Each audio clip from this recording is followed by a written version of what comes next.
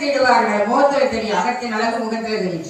அந்த முகத்தை வச்சுக்கிட்டு என்ன வேலையே இல்லை வந்துட்டான் அப்படியே மனசுல நினைக்கிறதே அந்த முகத்துல தெரியும். அவங்க சோறு போடுறது தெரியும். சில பேர் அன்போடு பண்ணுவாங்க, அப்படி போடுவாங்க. அவங்க போடும்போது தெரியும் இல்லையா நம்மளுக்கு.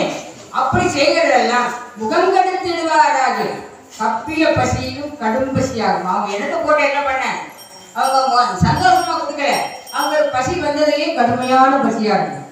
அது அழகா சொல்லியிருக்காங்க. அதனால ஐயா எது சொல்லியிருக்காரு, ஆணும் பெண்ணும் கூடி ஆசாரம் செய்திருங்கோ, என் பேரை சொல்லி யார் ஒருவர் வந்தாலும் அன்னம் அது கொடுத்தால் உங்களுக்கு என்ன அபாயம் இக்கட்டான சூழ்நிலை வந்தாலும் அந்த நேரம் 1000 அங்கே வந்து நிற்பேன்னு சொல்லிட்டார். அப்ப என்ன செய்யணும், நாம வந்தவங்களுக்கு அவங்க முகம் பார்த்து தண்ணி கொடுக்கணும், தர்மத்தை செய்யணும். அப்படி தர்மம் செய்கின்ற போது எத்தனையோ உறுதுணைகள் இருந்தால் அத்தனையும் மாறும். முதல்ல சொன்னார்கள் இல்லையா, இந்த வாசகத்தை உள்ளத்திலே மலடியும் இக்கதையும் மன விருப்பத்தோடு தளத்தை இழந்தோனே நாடி ராண்டியப்பால் ஆகி உடனே பிள்ளை கிடைக்கும் சத்தியம் சக்தி பேரில் ஆணையாக சொல்கிறார். குற்றம் குறைநோர் கொண்டவர்கள் குணமைத்து கேட்கிறாள், திட்டமாக சொன்னேன் அவருடைய நோயெல்லாம் தீரும் திருவானே என்று சொன்னார். இப்போ ஆணைக்கு சொல்றாருன்னா தனக்கு நம்பிக்கை வேணும். இது இன்னும் ஆஸ்பத்திரி பண்ணலாம் கேட்கு தொழில் கேட்குமா அப்படின்னு நம்மளுடைய நம்பிக்கைக்கு தக்கன ஐயா நின்று வேணும். அவர்கள் மனசுக்கு நின்று விளையாடுமே சாமி சொல்லுவோம். நம்ம என்ன நினைக்கணும் அதுதான் நடத்தி தருவார். கடையில் என்ன கேட்டால் அதான் வாங்கணும். அதே போல இறைவன் நாம நல்லதே கேட்டால் நல்லதே தருவார். அதே மாதிரி அடுத்தவங்க எனக்கு இப்படிலாம் பண்ணிட்டா அவளை நீ கண்ணு ரெண்டையும் கெடுத்து அவள் குடும்பத்தை நசமாக்கலாம் கேட்கக்கூடாது. ஒருத்தர் படிப்பாங்கன்னு என்ன கேட்கக்கூடாது, அதை அவர் பார்த்துக்கிடுவார். அதனால ஐயாக்கிட்ட வந்து யாரையும் பழிவாங்க கேட்காதீங்க, தனக்குள்ள குறையை சொல்லி கண்ணீர் தடைங்க. காதலாகி கசிந்து கண்ணீர் மல்கி ஓதுவார் தம்மை உய்விக்கும் நாதன் நாமம் நமச்சிவாயமே என்று ஞானசம்பந்தர் வாடி இருக்கார். அதுபோல காதல்னா புத்தபோது காதலிகள் மட்டும் இல்லை, இறைவன் மீது அன்பு இருக்குது, ஒரு புருஷன் கொண்டாட்டி அன்பா இருக்குது, மாமை மச்சாங்கிட்ட அன்பா இருக்குது, இதெல்லாம் ஒரு காதல். அப்போ இரட்டையில காதல் கொண்டு அவ்வளவு கசிந்து உருகி கேட்கின்ற போது கூட்ட குரல் போயிடும். அதுதான் கருணாமூர்த்திங்க. ஒரு கூட்ட குரலுக்கு ஓடி வருவார். அப்படி வரலன்னு கடவுள் இல்லையே. அப்போ நம்ம தான் நடத்தையில் எப்படி இருக்கோம்னு பரவாயில்ல.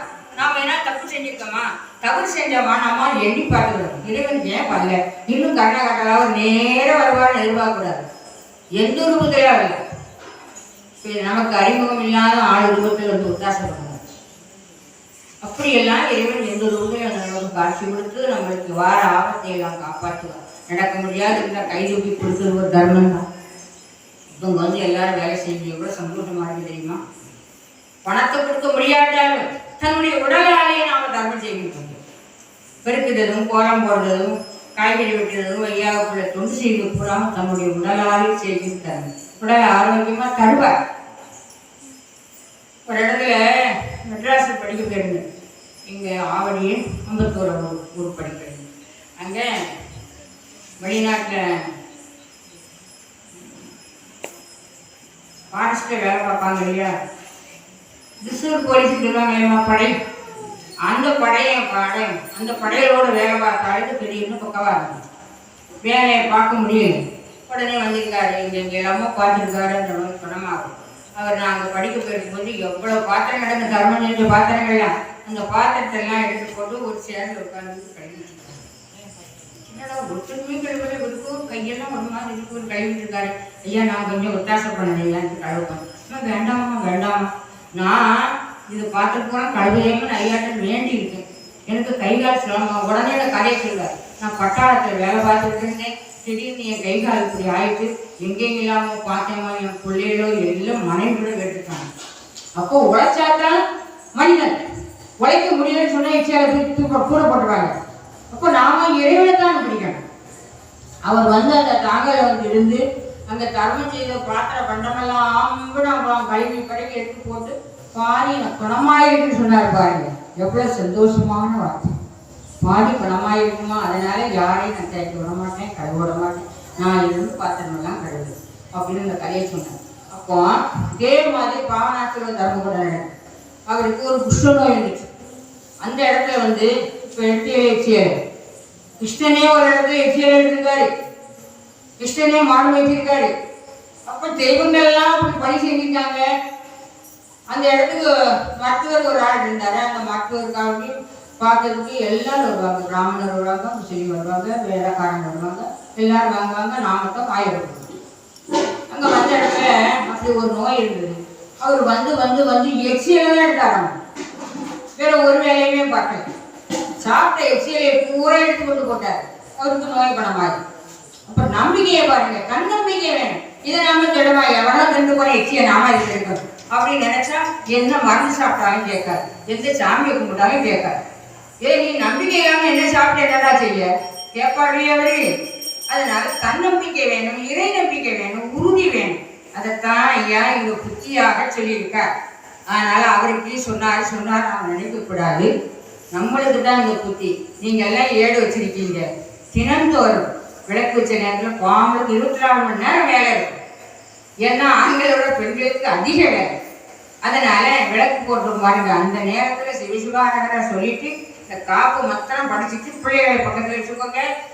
சிவசிவாரகரை அந்த காப்பு படிச்சுட்டு காப்பு பூலா படிக்கிறோ அந்த சிவசிவாரகரை 11 சொன்னாலே போதும். ஒரே ஒரு பக்கம் படிக்கணும். ஒவ்வொரு பக்கத்தை படிச்சுட்டு வாங்க. எழுத்து கூட்டியே படிக்கணும். நீங்க ராகமா படிக்க வேண்டும். தன்னாலேயே வரும். அப்படி படிக்க படிக்க படிக்க ஒரு தடவை இந்த 7 படிச்சாச்சுன்னா அதுல என்ன அர்த்தம் இருக்கு சொல்லியிருக்காரு இல்லையா? நான் சொன்னேன் உனக்கு, இன்னும் சொல்லாதது அநேகம் தோன்றும். நான் இருக்கிற போல சொல்ல நினைக்கக்கூடாது. என் மனசுடைய வார்த்தையை நான் உங்ககிட்ட சொல்லுது. ஏன்னா இதுல எல்லாம் இருக்குன்னு எனக்கு தெரியாது. இவ்வளவு இருக்கான்னு எனக்கு தெரியாது. நான் சொல்லுறதுன்னா ஒரு கடலளவு, என் சித்தறிவுக்கு தகுந்தது தான் சொல்லுவேன். இதுல கடல் அளவு இருக்கு, அதை எடுத்து நாம பார்க்க முடியாது. அதனால தெரிஞ்சது ஒருத்தருக்கு சொல்லணும். பதக்கு பிடிச்சா உனக்கு தண்ணி தங்கும்னு பெரியவங்க சொல்லுவாங்க. அப்போ 10 பேர் கேட்டால் 2 பேராவது அதில் தெரிஞ்சு யோசிப்பாங்க இல்லையா?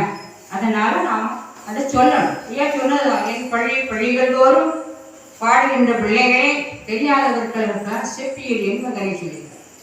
அதனால இதை நம்ம ஐயா கிட்ட இருந்து பேசும்போது நமக்கு தெரிஞ்ச சொல்லணும். நம்முடைய அனுபவம் நிறைய இருக்கு. ஏன் அனுபவத்தைலாம் சொன்னேன் கேட்டீங்கன்னா ரொம்ப ரொம்ப எல்லாரும் பின்னாலே ஒரு கதை இருக்கு.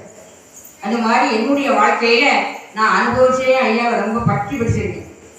படிக்கிறது வேற, நான் அனுபவத்துல ஐயா என்னென்ன காரணங்கள் எல்லாம் விழ தட்டி பழையபடி தூக்கி விட்டாரோ அதுல நாம பட்டுதெல்லாம் பிடிச்சிருக்கோம். ஒரு டாக்டருக்கு போனோம்னா அந்த டாக்டருக்கு எல்லாசியான உள்ளவர், அவர்கிட்ட போனாதான் நமக்கு நல்லா பணமாகும் நினைக்கவே.